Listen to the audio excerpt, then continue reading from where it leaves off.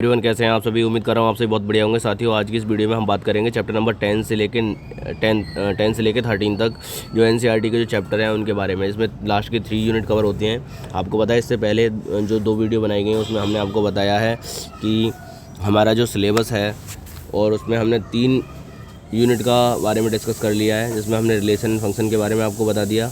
ठीक है, relation and function के बारे में हम ऑलरेडी बता चुके हैं। ठीक है, 8 मार्क्स का आता है रिलेशन एंड फंक्शन। इसके बाद अगर बात करें एलजेब्रा आपका ये भी हम बता चुके हैं 10 मार्क्स का आता है। फिर कैलकुलस भी हमने आपको बता दिया है। कैलकुलस आपका 35 मार्क्स का आता है, इंपॉर्टेंट है। 1 घंटे की वीडियो है, बहुत अच्छे समझ लीजिए उसमें कौन कौन से क्वेश्चन हमने आपको बताए हैं, ये आपको जानना बहुत ज़रूरी है। ठीक है, लेकिन सर अभी क्या बताने वाले हो, अभी हम जो डिस्कस करेंगे वो करेंगे आपके चौथा यूनिट, 5वां यूनिट, 6ठा unit, vector, 3D dimension, 3 dimension and linear programming problem, और है आपका प्रोबेबिलिटी। ठीक है, बहुत ध्यान समझिए। अगर इन तीनों यूनिट को अगर हम कवर करेंगे, तो ऐड कर लीजिएगा, आप यहाँ पर देख पाएंगे सर ये हो जाएगा हमारे पास 27 मार्क्स का। ठीक है, बट सर 1 बाई 1 हम एक यूनिट लेंगे। जैसे सबसे पहले हम बात करेंगे चौथी यूनिट में हमारे पास 2 चैप्टर हैं, वेक्टर और 3 डायमेंशन ज्योमेट्री। ठीक है, तो चलिए यहाँ पर आपके सामने आ गया वेक्टर और 3 डायमेंशन ज्योमेट्री से कौन कौन से क्वेश्चन अक्सर पूछे जाते हैं। वेक्टर से सबसे पहले अगर बात करें सर, वेक्टर से कितने मार्क्स के क्वेश्चन पूछे जाएंगे। यहाँ से आपको लॉन्ग क्वेश्चन ना के बराबर नहीं होगा। लॉन्ग क्वेश्चन की बात करें तो आप कहोगे लॉन्ग क्वेश्चन यहाँ से नहीं पूछा जाएगा। यहाँ से आपका एमसीक्यू 2 मार्क्स के और 3 मार्क्स के। ठीक है, लेकिन कभी कभी 3 मार्क्स के क्वेश्चन भी लॉन्ग कर दिए जाते हैं, तो इसलिए बहुत ध्यान से समझना कि आप अच्छे से। लेकिन सर अब बात करो, ये तो आपने बता दिया, एमसीक्यू 1 मार्क का आ सकता है। ठीक है, और 2 मार्क्स का आ सकता है क्वेश्चन इस चैप्टर से, और 3 मार्क्स का क्वेश्चन आपके पूछे जा सकते हैं। ठीक है, चलो तो सर आप ये बता दीजिए कि इस वेक्टर में कौन कौन से टॉपिक होते हैं जहाँ से क्वेश्चन बनते हैं। यहाँ से सबसे पहले मैग्नीट्यूड फाइंड करना। मैग्नीट्यूड आप जानते हैं सब, मैग्नीट्यूड किसी वेक्टर का, कोई वेक्टर ए वेक्टर है तो उस वेक्टर का जो मैग्नीट्यूड होता है वो होता है ए वेक्टर का मैग्नीट्यूड। ठीक है, ऐसे।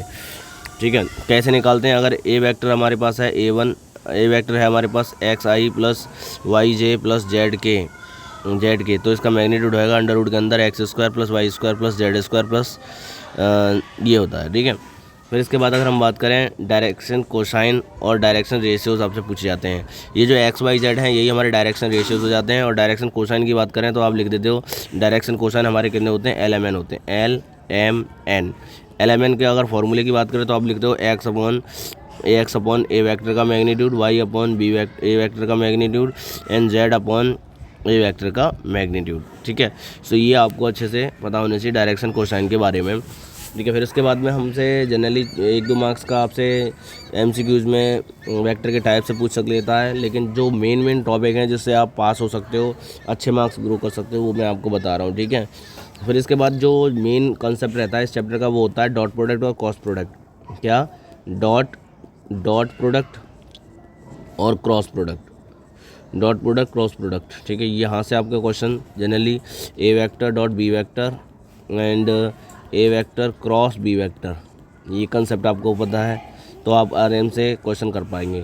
इसी चैप्टर में आपके एक क्वेश्चन और बनता है, वो बनता है एरिया फाइंड करने का। ठीक है, एरिया आपके या तो आपसे ट्रायंगल का एरिया पूछा जाएगा या पैरेललोग्राम का एरिया पूछा जाएगा। तो बच्चों ध्यान रखना, या तो आपसे ट्रायंगल का पूछा जाएगा या आपसे पैरेललोग्राम का, लेकिन ध्यान रहे दोनों ही केस में आपको साइड का वेक्टर चाहिए। अगर वर्टिसेस दे रखे हैं तो आपको पहले साइड फाइंड करनी है, जैसे A B C D। अगर आपसे एरिया ऑफ ट्रायंगल की बात करें तो एरिया ऑफ ट्रायंगल में आप क्या करते हो, 1/2 A B vector cross product AC vector. भाई बहुत ध्यान समझना, एक आपने वर्टिसेस लिया, उसे जस्ट AB और AC वेक्टर का क्रॉस प्रोडक्ट ले लेते हैं और उसका मैग्नीट्यूड फाइंड करके रख देते हैं, आंसर आ जाता है। अगर बात करें एरिया ऑफ पैरेललोग्राम की, तो एरिया ऑफ पैरेललोग्राम में आप क्या करते हो तो सर हम कोई एक वर्टिसेस लेंगे, जैसे हमने A ले लिया, AB वेक्टर और उसका एडजेसेंट यानी ए से ही लगा हुआ AD या DA वेक्टर का क्या लेंगे हम, क्रॉस प्रोडक्ट लेंगे और फिर उसका मैग्नीट्यूड कर लेंगे। ये हमारे एरिया के फॉर्मूले होते हैं। ठीक है, ये आपको पता होना चाहिए हर हाल में। चलिए तो इससे आगे बात करेंगे। देखो नेक्स्ट कंसेप्ट के बारे में। तो अब हमारा नेक्स्ट जो कंसेप्ट रहेगा नेक्स्ट जो चैप्टर रहता है वो रहता है हमारा 3 डायमेंशन ज्योमेट्री। 3 डायमेंशन ज्योमेट्री में सबसे इंपॉर्टेंट टॉपिक वही बात डायरेक्शन कोसाइन, ये हमने ऑलरेडी पढ़ रखा है। डायरेक्शन कोसाइन और डायरेक्शन रेशियोज ये हमने इससे पहले वाले चैप्टर में ही पढ़ लिया था, 10 चैप्टर में। फिर इसके बाद सर यहाँ से और कौन कौन से क्वेश्चन पूछे जाते हैं। वेक्टर फॉर्म लाइन का या तो आपसे पूछा जाएगा वेक्टर फॉर्म 1 नंबर में, या लाइन का आपका कार्टेशियन फॉर्म आपसे पूछा जाएगा। क्या? कार्टेशियन फॉर्म आपसे पूछे, वेक्टर फॉर्म और कार्टेशियन फॉर्म, ठीक है, ये आपसे पूछा जाएगा। या आपसे क्या कहा जाएगा कि आपको शॉर्टेस्ट डिस्टेंस करने वाला क्वेश्चन आपका यहाँ से जरूर बनेगा, है ना। यहाँ अगर आप बात करें कि सर लॉन्ग क्वेश्चन बताओ, क्या लॉन्ग क्वेश्चन बनेगा? हाँ, लॉन्ग क्वेश्चन बनेगा। लॉन्ग क्वेश्चन कहाँ से आएगा? शॉर्टेस्ट डिस्टेंस, ठीक है, शॉर्टेस्ट डिस्टेंस का क्वेश्चन यहाँ से बनेगा, ठीक है। या आपसे पूछ लिया जाएगा 3 मार्क्स में, 3 मार्क्स, ये तो लॉन्ग क्वेश्चन है ना, लॉन्ग क्वेश्चन। और फिर बात करें 3 मार्क्स में जो क्वेश्चन पूछा जाएगा, 3 और 2 मार्क्स का जो क्वेश्चन पूछा जाएगा वो हमसे पूछा जाएगा एंगल फाइंड करने के लिए, एंगल बिटवीन टू लाइन। इसी से रिलेटेड क्वेश्चन आपसे ये भी कह सकता है, क्या कह सकता है कि प्रूव दैट, ठीक है, या आपसे कहा जाएगा prove that two lines are parallel, या आपसे सेम यही कहा जाएगा 2 लाइन्स आर परपेंडिकुलर, ठीक है। अगर हम बात करें तो यहीं पे हमसे क्या पूछ लिया जाएगा? 2 लाइन्स आर परपेंडिकुलर। दोनों के फॉर्मूले आपको पता होने चाहिए। परपेंडिकुलर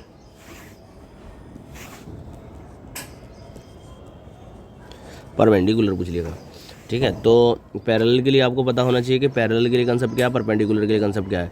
पैरेलल की बात करें तो A1/A2, B1/B2 एंड C1/C2। यही कंसेप्ट हमारा किस में भी काम करता है? कोलिनियर में। किसमें? कोलिनियर में। कोलिनियर और दोनों का मतलब एक ही होता है। यह इसी का दूसरा मेथड हमारा होता है सर, अगर हमने A और B दोनों वेक्टर हैं तो उनको AB vector plus minus lambda BC vector is equals to 0 के बराबर आना चाहिए, ठीक है। बट हम जरूरी नहीं है कि हम इसी को यूज़ करें, सिंपल सी बात है, A1/A2 B1/B2 C1/C2 रख के सॉल्व कर लेते हैं।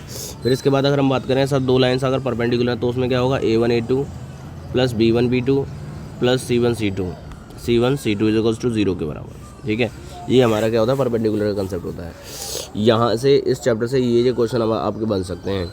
इसके बाद अगर हम बात करेंगे, देखो जस्ट नेक्स्ट आप देख पाएंगे यहाँ पर हमारा आ जाता है chapter number 12 linear programming problem, है ना। लीनियर प्रोग्रामिंग वैसे लिखा जाता है, लेकिन जिन प्रॉब्लम को हम फेस करते हैं वो होते हैं, इसीलिए इसको पूरा हम बोलते हैं linear programming problem. Linear programming problem में कुछ नहीं है भाई। सबसे पहले आपको पता होना चाहिए ऑब्जेक्ट हमारा क्या होता है? Z इक्वल्स टू दिया जाएगा AX प्लस BY ऐसे करके दिया जाएगा ऑब्जेक्ट। फिर इसके बाद आपको क्या दिए जाएंगे? आपको कंस्ट्रेंट्स दिए जाएंगे ना, कंस्ट्रेंट्स जैसे कि बात करें कंस्ट्रेंट्स क्या होंगे सर? कंस्ट्रेंट्स में आपका x y करके दिया जाएगा, या x अलग से कहा जाएगा, y अलग से कहा जाएगा। x, y is greater than equal 0, और जैसे कह दिया x plus y is greater than equal 0 and 3x plus y is less than equal to 0। फिर आपको क्या करना होगा? इसको ग्राफिकली रिप्रेजेंट करना होगा कि x plus y is equals to, जैसे मान के चलिए यहाँ 4 हो गया, सो ये एक लाइन ऐसे बन गई जो कि ग्रेटर देन को शो कर रही है, ऐसे करके एरिया बनेगा, ठीक है। और दूसरी लाइन हमने बना ली, तो दोनों लाइन को खींचने के बाद हमारे पास जो एरिया अंडर द कर्व जो भी आएगा उसको हमने क्या करना होता है? एक टेबल में नोट करते हैं। टेबल में नोट करने के बाद में जैसे हम यहाँ पर लिखते हैं क्या? x, y पॉइंट, फेसेबल पॉइंट लिखते हैं, और यहाँ पर हमारा आ जाता है सब्जेक्ट जो हमें दे रखा था AX प्लस BY, ठीक है। वो जो भी पॉइंट आए हैं उन पॉइंट के थ्रू हम यहाँ वैल्यू फाइंड कर लेते हैं, फेसिबल पॉइंट जो भी आए हैं। फिर हम बता करते हैं कि यहाँ इन क्वेश्चंस में हमें करना क्या होता है, बेसिकली मैक्सिमाइज़ और मिनिमाइज़ करना होता है, और कुछ नहीं करना होता। बात समझ रहे हैं? आपको यहाँ बताना होता है कि पहले जो फेसिबल रीज़न है कौन सा है, फेसिबल रीज़न के बाद फिर हमें ये चेक करना होता है उन फेसिबल पॉइंट कौन से हैं, फेसिबल पॉइंट पे सॉल्यूशन बताना होता है। सॉल्यूशन में हमें क्या करते हैं? मैक्सिमा और मिनिमा, है ना। मैक्सिमम वैल्यू और मिनिमम वैल्यू बात करते हैं, मैक्सिमम और मिनिमम वैल्यू हम पता करते हैं जेड की, मैक्सिमम और मिनिमम वैल्यू पता करते हैं किसकी, जेड की, ठीक है, ये पता करते हैं। इस चैप्टर के लिए भाई बहुत ध्यान से, कुछ मत करना, बस आंखें बंद करना और इस चैप्टर की जो एक्सरसाइज है 12.1 के सारे क्वेश्चन प्लस एग्जाम्पल बस इतना कर लेना, बस इससे ज़्यादा बाहर मत करना। और ज़्यादा कर सकते हो तो PYQ में जो क्वेश्चन आए हैं, उनको कर लेना, क्योंकि PYQ में आप देखेंगे 90% क्वेश्चन तो सर वही हैं, उसी पैटर्न पे हैं जो हमारे NCERT वाले क्वेश्चन हैं, ठीक है। फिर इसके बाद आ जाता है हमारा क्या, चैप्टर नंबर 12 प्रोबेबिलिटी में आपकी पहली conditional probability PA/B is to हमारा क्या होता है, PA इंटरसेक्शन B अपॉन में PA, ये होता है कंडीशनल प्रोबेबिलिटी, ठीक है। फिर उसके बाद हमारे पास जो इंडिपेंडेंट इवेंट में आप लिखते हो PA intersection B is equals to PA into PB, ये इंडिपेंडेंट इवेंट होता है, ठीक है। थ्योरम ऑफ टोटल प्रोबेबिलिटी क्या होता है, बहुत सारे इवेंट एक साथ कराए जाते हैं, तो वहाँ पर हम थ्योरम ऑफ टोटल प्रोबेबिलिटी की बात करते हैं। थ्योरम ऑफ टोटल प्रोबेबिलिटी हमारी हो जाती है कि जैसे हमारा हो गया इवेंट 1, तो PE1 into PE upon E1 plus PE2 into PE upon E2 plus dot so on PEN into PE upon EN, ये थ्योरम ऑफ टोटल प्रोबेबिलिटी होती है। इसके बाद अगर हम बात करेंगे वेज थ्योरम, क्या कहेंगे, वेज थ्योरम, ठीक है। वेज थ्योरम हमारे यहाँ से क्वेश्चन बनता है भाई, बहुत ध्यान से करके जाना।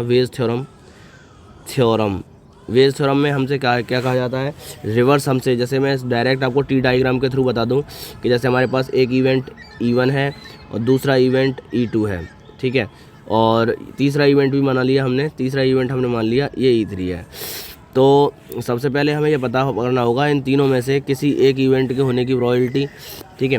तो PE1 क्या होगा एंड PE2 क्या होगा और PE3 क्या होगा, ठीक है, PE3, ठीक है।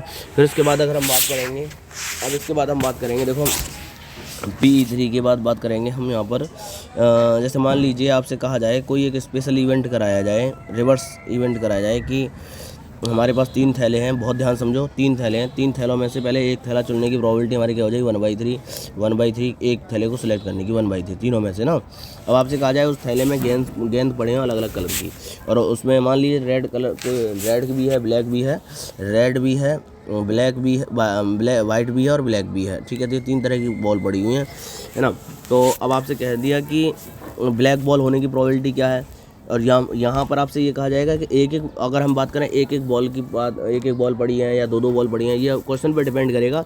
लेकिन अगर मैं जनरल आपको बात बता रहा हूँ कि वेज थ्योरम कैसे हम अप्लाई करते हैं, जैसे आपसे कह दिया रेड बॉल होना, तो रेड बॉल थैले और सब में अपनी अपनी बॉल पड़ी हुई हैं, तो थैले वन में से रेड बॉल होने की प्रोबेबिलिटी क्या होगी, तो आप कहेंगे अगर हम मान लें कि जैसे हमारे पास एक बॉल पड़ी हुई है, क्या पड़ी है, एक बॉल पड़ी हुई है, तो हम क्या कहेंगे सर, थैले 1 में से जो रेड बॉल होने की प्रोबेबिलिटी होगी, रेड बॉल थैले 1 में से, इवेंट 1 में से, ठीक है। फिर ऐसे ही रेड बॉल होने की प्रोबेबिलिटी कहाँ से, थैले 2 में से, तो R/E2, और थैले 3 में से PR/E3, ठीक है। अब वो क्वेश्चन में ये कहेगा कि आपको इस बात की प्रोबेबिलिटी बतानी है कि वो थैले तीसरे से ली गई है और वो रेड बॉल है, थैले तीसरे से लेगी, मतलब रेड बॉल है ये तो पता है, तो जो पता है वो तो नीचे लिख लेंगे, और वो तीसरे थैले से ली हुई है, इस बात की क्या प्रोबेबिलिटी। तो रिवर्स थ्योरम ही हमारी वेज थ्योरम होती है, जो दोबारा से उल्टा करके हमसे पूछता है। अभी तक तो हम बता रहे थे कि सर रेड बॉल निकालने की, अब हमसे क्या कहेगा, रेड बॉल तो है, आप इस बात की प्रोबेबिलिटी बताओ कि वो तीसरे थैले से ली गई है, कौन से, तीसरे थैले से, E3 से। तो E3 होना हमसे पूछा गया है, रेड बॉल तो है, तो उसके लिए हम करते क्या है, बेसिकली बहुत ध्यान समझो। देखो सीधी सी बात यह है, जब हमसे पूछ लिया, जैसे P स्पेस कम है, मैं यहाँ लिख देता हूँ PE3/R, तो आप यहाँ पर कहोगे कि सर सबसे पहले तीसरे का जिक्र हुआ है, तो आपको करना क्या है, कुछ नहीं करना, ये जो प्रोबेबिलिटी आई है यहाँ पर उनका मल्टीप्लाई करके लिख देना है, PE3 इंटू PR/E3, ठीक है, अपॉन में अब 1 बाई 1 सारी प्रोबेबिलिटी जैसे मल्टीप्लाई करेंगे, पहले इन दोनों का मल्टीप्लाई कर लेंगे, फिर इन दोनों का मल्टीप्लाई कर लेंगे, फिर इन दोनों का मल्टीप्लाई कर लेंगे। क्वेश्चन में ओरली समझाया है मैंने, ठीक है, तो बात समझ लीजिएगा। बहुत अच्छे अच्छे क्वेश्चन आपको मैं कराने वाला हूँ। अभी मेरा इसमें क्वेश्चन कराने का कोई उद्देश्य नहीं था, मेरा उद्देश्य है केवल आपको कंसेप्ट बता देना हर चैप्टर की। और यहाँ पर मैंने आपको आई होप आप अच्छे से समझ गए होंगे। अब आपको ये अब ऐसे ही आप ऐड कर लोगे PE2 into PR upon E2 plus हमारे पास इसे और नोट करेंगे, स्पेस कम है, मैं नेक्स्ट पेज पे लिख देता हूँ, ठीक है, या एक पेज ऐड और कर ले रहे हैं इसमें, ठीक है। चलिए तो इसमें हम पेज ऐड कर लेते हैं, इसी जगह पर नेक्स्ट पेज एक ऐड कर लेते हैं, उसमें हम आपको बड़े आराम से आपको तसल्ली से, ठीक है, इसे हमने अलग से हटा देते हैं। आ जाइए नेक्स्ट पेज पे लिख लिया हमने, ठीक है। तो अब बड़े आराम से हम यहाँ पर क्या कहेंगे कि सर जी जो नीचे जो है हमारे तीनों प्रोबेबिलिटी आ जाती हैं, जो हमारे पास नेक्स्ट आ गई plus PE3 into P red ball का होना थैले 3 से, तो ये हमारी हो जाती है वेज थ्योरम। टी डायग्राम के थ्रू क्वेश्चन बहुत आसान हो जाते हैं। तो मैं समझता हूँ कि आप जो है इस वीडियो में मेरा उद्देश्य बस इतना था कि आपको ये बता देना कि इस चैप्टर से ये टाइप के क्वेश्चन पूछे जाएंगे। और हमारे 3 वीडियो में मैंने आपको सब कुछ बता दिया है कि भाई इस चैप्टर से ये क्वेश्चन कर लो, इस चैप्टर से ये क्वेश्चन कर लो, और आपने पूरे साल वो क्वेश्चन किए हैं, NCERT क्वेश्चन किए हैं, NCERT बुक आपने पूरे कवर किया है, उनका घबराना नहीं है। बस आपको पहले जो बताया उसे कर लीजिए, फिर उसके बाद आपको आगे की जो क्वेश्चन आपको जो कौन से क्वेश्चन कराने हैं वो पूरी जिम्मेदारी आपकी भी है और हमारी भी है, लेकिन आपको प्रॉपर वे में जो आपको बताया जाए इतना पहले आपको करना है। जो आपके पास जिसको आप और स्ट्रॉन्ग कर सकते हैं पहले उसको कर लीजिए। ऐसा मत करना कि डायरेक्ट आपने ऐसे क्वेश्चन कर रहे हो जो आपको समझ में ही नहीं आ रहे हैं और करते जा रहे हो और रटते जा रहे हो। रटना नहीं है, कंसेप्ट तैयार करो, क्वेश्चन को देखो, पहले जो क्वेश्चन आ जाए पहले उनको करना है पेपर में भी, ठीक है। तो इसलिए पहले वो क्वेश्चन कर लो जो आपके हाथ में है, आराम से कर सकते हैं। मिलता हूँ नेक्स्ट वीडियो, जब तक के लिए बाय बाय, टेक केयर।